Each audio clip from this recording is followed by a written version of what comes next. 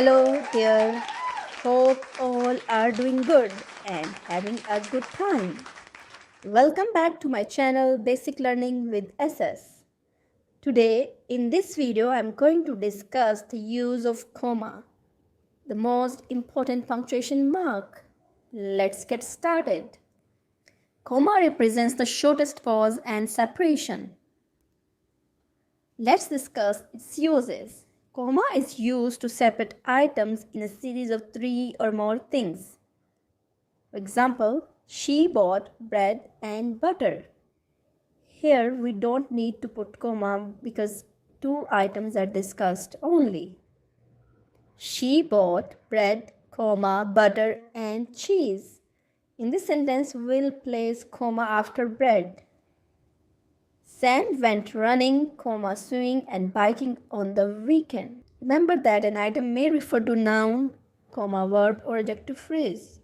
Come to the next use of comma. We use comma to separate independent clauses, which means a complete thought that can stand on itself to convey a complete meaning when they are joined by the following coordinating conjunction. Pen, boys. F for a and, N nor, B but, O or, Y yet, and S so is an easy acronym to remember it. Do remember that comma comes before the conjunction. For example, she went on the park and she went on all rides. Now we will place comma because here is a comma splice. She went to the park, comma, and she went on all rides. Let's discuss the use of these coordinating conjunctions. John hates you a lot, comma, and he will never talk to you.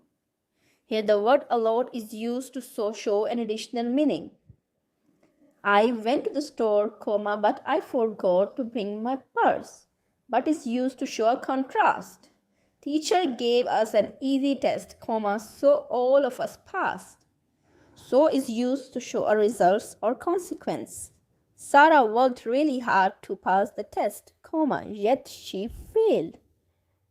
Yet is used to show a contrast. Do you want to come with us, comma, or do you want to stay here? Or is used to denote an option. I don't like cauliflower, comma, nor I like broccoli. Now come to the next use of comma. We use comma to separate dependent clause. An independent clause can stand on itself to convey a complete meaning. For example, when I move to Turkey, comma, you can come visit me. When I grow up, comma, I want to be a doctor. If you finish your reports by Thursday, comma, I'll give you Friday off.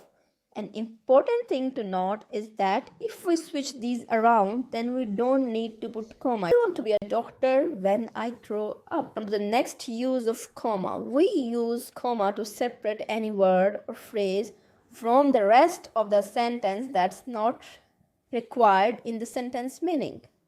It may refer to an extra information. Milton, the great English poet, was blind. We'll place comma after Milton. Milton, comma, the great English poet, comma, was blind.